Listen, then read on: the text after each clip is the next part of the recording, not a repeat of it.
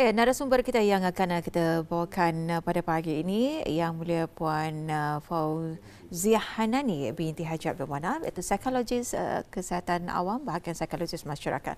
Assalamualaikum Puan. Waalaikumsalam. Sihat ya? Alhamdulillah. Alhamdulillah.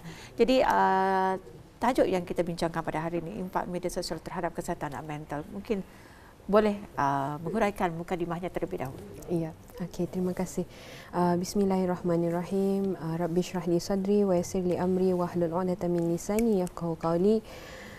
Assalamualaikum warahmatullahi wabarakatuh. Waalaikumsalam Wali dan warahmatullahi Atul dan para penonton rampai pagi yang dirahmati Allah sekalian. Alhamdulillah, dengan izin Allah juga diberikan kesihatan yang baik, dapat bersua lagi dalam segmen Sihat Minda pada bulan ini. Jadi seperti episod yang pernah saya bawakan sebelum ini, saya suka membawa topik yang pada pemerhatian saya, masyarakat ingin mengetahui lagi secara lebih dalam. Jadi sebagai seorang psikologis, tugas dan tanggungjawab saya ialah dalam memberikan penilaian psikologi dan rawatan dari segi psikoterapi kepada pasien-pasien yang saya jumpai di klinik dan juga di pusat kesihatan. Dan antara isu yang sering dibangkitkan dan dibicarakan dalam klinik atau pusat kesihatan ini adalah mengenai impak atau pengaruh media sosial terhadap kesihatan mental mereka ini. Jadi saya pun tertarik ingin mengetahui lebih lanjut dan membaca kertas-kertas kajian yang berkaitan dengan pengaruh media sosial dan impaknya terhadap kesihatan mental. Jadi kalau kita ni meneliti Wali dan Atul, media sosial ini ia bermula dalam kurang lebih tahun pertengahan tahun 1990-an. Jadi pada masa itu pun media sosial itu diakses melalui komputer. Indah semua je orang ada komputer riba, laptop, kebanyakannya desktop. Jadi kita ni yang pernah mengalami mengakses internet pada zaman itu. Kadang-kadang tadi perlu balik kad yang ada kredit. Mungkin saya ingat saya RM5 1,5 jam saja. Ataupun komputer mungkin ada satu saja dalam rumah. Line telefon pun satu. Line telefon satu. Jadi kalau ada orang yang macam tiba-tiba darlingnya menelpon dia ke rumah, ia pun angkat telefon habis terdisconnect. Betul. Kemudian kadang-kadang kita ni berabut je dengan adik-beradik tanya menggunakan komputer tu. Sampai kalau kita ni tahu berapa kredit kau balik, kalau RM5 alhamdulillah, kalau RM10 paksa menunggu 3 jam. Macam tu. Jadi kalau kita ni fikir-fikirkan lagi, kita ni yang lahir atau mereka yang lahir tahun 1990-an atau sebelumnya pernah merasai kehidupan tanpa media sosial. Tapi mereka yang lahir selepas tahun pertengahan 1990-an mungkin belum pernah merasai kehidupan tanpa media sosial. Ada satu statistik pada tahun 2022 oleh Global State of Digital bulan Julai juga tahun lepas menyatakan bahawa Brunei adalah negara nombor 3 teratas dalam penggunaan media sosial ini di seluruh dunia. Interesting. Jadi banyak masa kita ni pada masa ini media sosial di hujung jari, setiap orang boleh mengakses. Bahkan mungkin tani jarang kita ni kan kenal orang yang ada media sosial. Sekurang-kurang dia ada satu akaun atau aplikasi media sosial yang digunakannya. Jadi tidak dapat dinafikan wajar untuk kita ni meneliti apa impak media sosial ini terhadap kesihatan kita ni, kesihatan fizikal dan juga kesihatan mental kita ni. Jadi sebagai seorang pengguna media sosial juga memang ada manfaat dan faedah yang telah saya perolehi dan mungkin Wali dan Atul juga dari penggunaan media sosial ini. Setuju.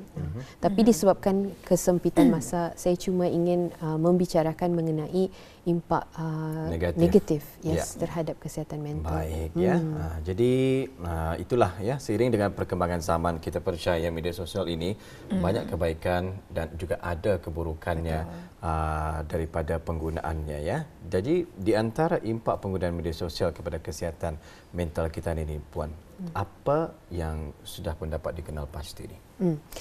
Jadi sebenarnya kajian dalam bidang ini adalah semakin berkembang sebab media sosial ini adalah sesuatu yang baru.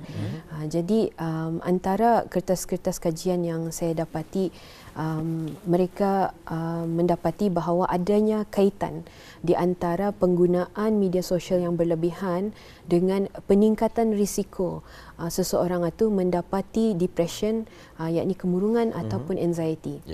Jadinya saya pun tertarik sebabnya dalam klinik saya sering mendengar mengenai pengaruh media sosial ini. Dan juga kertas kajian yang semakin berkembang pada masa ini menyatakan adanya kaitan. Jadi saya ingin melihat apa faktor-faktor yang boleh menyumbang kepada peningkatan risiko ini. Jadi ada banyak sebenarnya, tapi again disebabkan kesuntukan masa saya ingin memfokus kepada 4 sahaja. Yang pertama yang sering saya dengar ialah merasa kesunyian.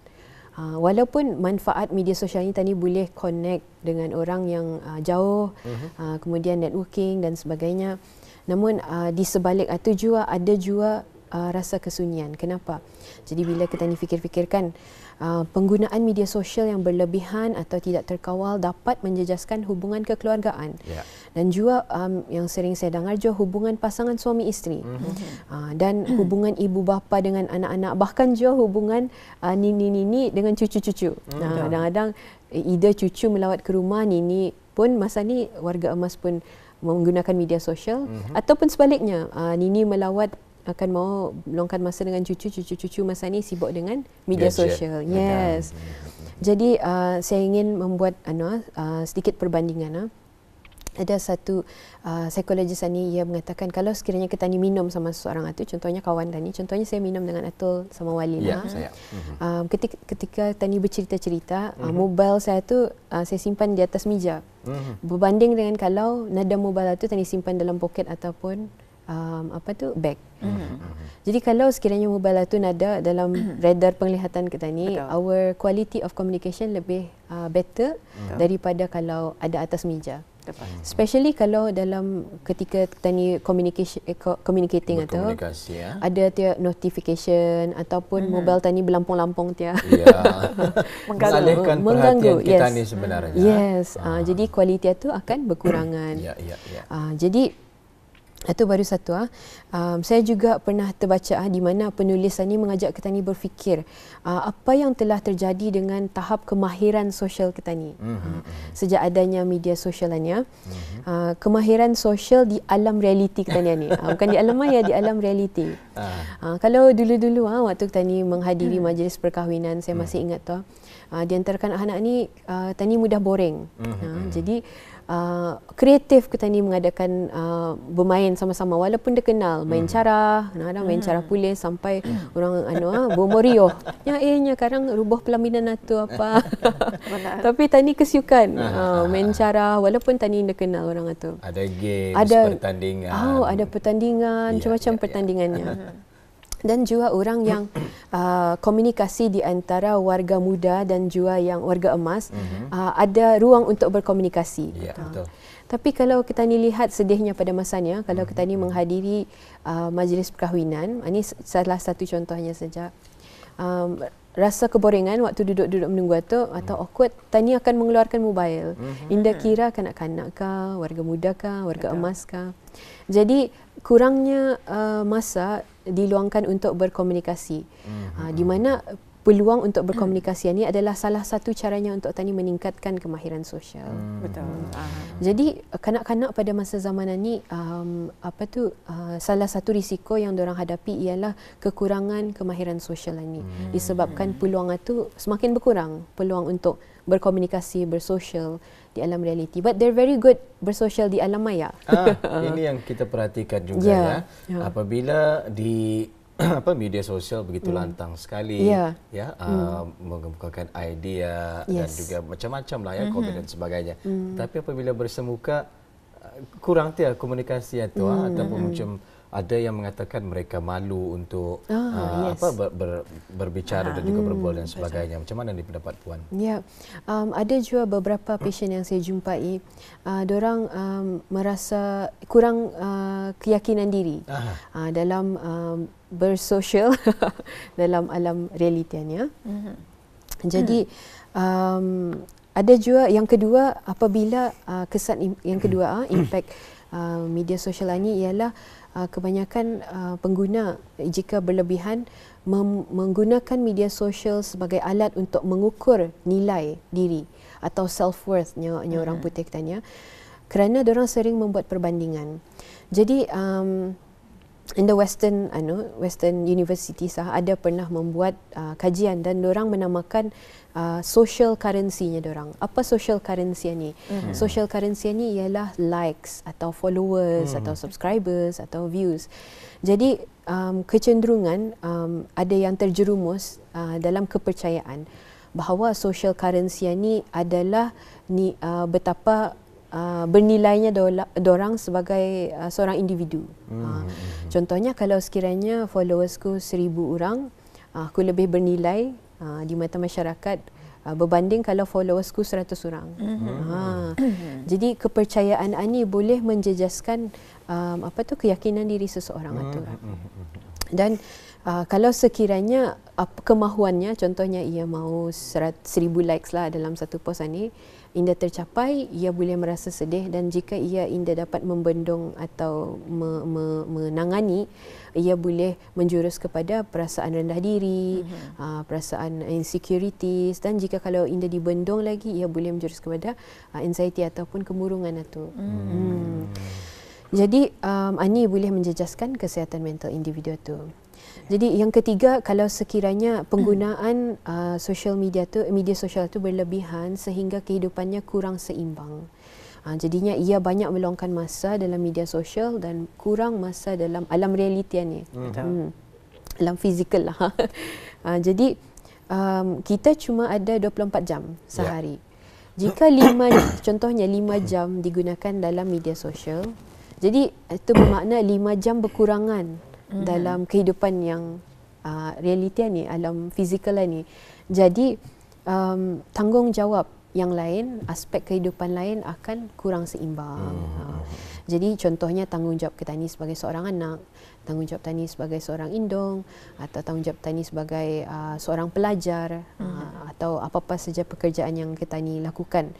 Kadang-kadang dalam pekerjaan Tani seharian terluang jauh masa itu dalam menggunakan media sosial. Ada juga yang kita dengarkan sehingga waktu di rumah juga diluangkan dengan waktu bekerja ni. So saya di sini, kalau dulu tidak ada permasalahan macam selepas habis waktu bertugas di rumah waktu bersama dengan keluarga.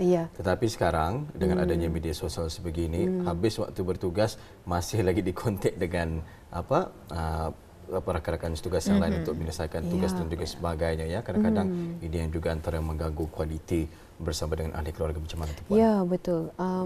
Bahkan kalau kita fikirkan dulu waktu ada media sosial menggunakan telefon rumah, yang penting sahaja. Yang penting sahaja. Memang jarang didengarlah kalau orang menelpon waktu 8 malam menelpon rumah bertanyakan keraja. Betul. Jadi ada perubahan dari segi kehidupan Ketania. Dan yang terakhir impaknya ni ialah pengaruh media sosial terhadap perkembangan otak, especially untuk kanak-kanak dan juga remaja. Jadi di depan otak Ketania ni dinamakan prefrontal cortex.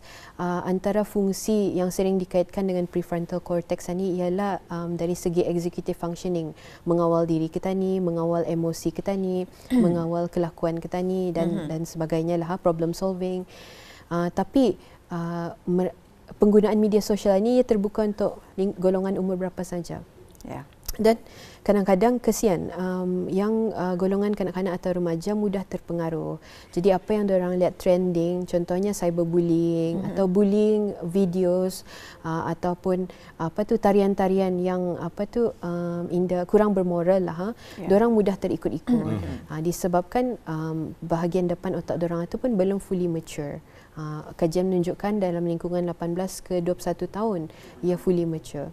So ada banyak sebenarnya impaknya, tapi itulah secara saya sentuh secara itulah antara perkara yang boleh menyumbang kepada kesan negatif. Itu baru 4, tapi sudah memberikan satu kesan yang perlu kita tanai dan juga perlu kita imbangi dah dalam penggunaan media sosial ini. Jadi mungkin seperti yang Puan katakan tadi, bagaimanakah tips yang boleh kita guna pakai untuk menangani impak media sosial dalam kehidupan kita? Jadi tadi saya ada perkatakan ada banyak manfaat dan faedah sebenarnya media sosial ini ia tertakluk kepada cara penggunaan kita ni. Jadi kita ni perlu peka bahawa selagi kita ni pengguna media sosial, selagi itu tani berisiko untuk mengalami kesan negatif ini. Jadi number one yang penting ialah kita ni self audit. Saya namakan self audit penggunaan media sosial kita ni. Jadi ambil masa sejenak mungkin selepas rancangan ini untuk refleksi diri macam mana penggunaan media sosial kita ni, adakah ia lebih kepada manfaat ataupun mudarat. Kemudian adakah pernah sehingga terabai tanggungjawab kita ni? Berapa jam sehari kita ni menggunakan media sosial ni? Adakah ia menjejaskan tidur kita ni dan kesihatan fizikal kita ni, masa untuk bersenam dan sebagainya. Jadi bila kita ni self audit, tanya ada awareness dan kesedaran ini adalah penting dalam membuat apa saja perubahan. Yang kedua, tetapkan had. Jadi had ini macam mana? Had masa dalam penggunaan. Kemudian had quantity account media sosial atau platform yang tani gunakan. Ini semestinya ada platform baru kita ni register juga. Jadi sampai 13 booting media sosial. Jadi ia akan mengambil masa yang banyak dalam sehari untuk mencek setiap platform itu. Jadi hadkan quantity account media sosial kita ni. Kemudian hadkan notification. Perlukah kita ni menerima notification setiap kali ada perkara baru yang ada update baru kah, ada orang like kah, follow kah dan sebagainya. Kita ni boleh turn off dan kita ni boleh choose untuk mencek bila kita ni mahu saja instead of via notification. Dan ini memang saya gunakan sendirilah. WhatsApp saya memang kalau yang dah dibuka ya off. Jadi notification pun saya off. Betul. Sesuatu yang kadang-kadang mengganggu fikiran kita ni ya. Apa kiranya itu adalah suatu pesanan yang mustahak yang perlu dibalas serta-merta ataupun dibaca serta-merta daripada pejabat kan, daripada ahli keluarga kan dan juga sebagainya. Mungkin ada apps yang lain kali. Tetapi apabila sudah dibuka, rupa-rupanya yang biasa-biasa sahaja. Jadi itulah ya, perlu kita ni cuba untuk mengawal diri kita ni dengan waktu yang diluangkan ya, dengan media sosial sebegini. Untuk akhirnya ni Puan, kerana sebenarnya masa mencemburi kita ni. Jika ada di antara para penonton Rampai Pagi kita waktu inilah yang memerlukan sokongan maupun bantuan profesional, khususnya dari psikologis, apa perkhidmatan yang tersedia di bawah Kementerian Kesihatan Puan ni? Ya, jadi bagi mereka yang ingin mendapatkan perkhidmatan psikologi di bawah Kementerian Kesihatan, ada bolehlah menghubungi talian harapan 145 yang masa ini beroperasi selama 24 jam dan tidak ada charge. Jadi diorang boleh menghubungi 145 untuk bertanyakan nasihat kesihatan mental atau ingin mengetahui lebih lanjut mengenai perkhidmatan kesihatan mental yang ada di Brunei. Seterusnya, kalau ingin berjumpa dengan psikologis atau psikiatris, mereka bolehlah berkunjung pada klinik atau pusat kesihatan yang berdekatan, berjumpa dengan doktor macam biasa dan kemudian dari sana berbincang dengan doktor itu perlu rujukan kepada perkhidmatan psikologi ataupun perkhidmatan psikiatri. Okey. Itu dia yang dapat kita bawakan dan juga terangkan ya oleh Yang Mulia Puan Fauziah Hanani dengan tajuk yang kita bincangkan pada hari ini, impak media sosial terhadap kesihatan mental. Sebenarnya banyak yang ingin kita ketahui, tapi itulah dengan adanya penjelasan sedikit sebanyak boleh kita guna pakai dan juga panduan serta manfaatnya kepada kita semua. Penggunaan media sosial ini bukan saja tadi di kalangan orang dewasa, malah juga kepada anak-anak. Tapi sebenarnya orang dewasalah yang menjadi contoh kepada anak-anak. Itu yang perlu kita ni ambil kira dan perlu kita ni titik beratkan dan juga ada kesedaran kepada diri kita ni. Kenapa anak kita ni semua ni? Mesti ada sebab. Ianya bermula daripada perlindungan ataupun kita sebagai orang dewasa. Jadi apapun, terima kasih Puan dengan penjelasan yang telah pun dibawakan sebentar tadi. Kita jumpa lagi. Assalamualaikum. Waalaikumsalam.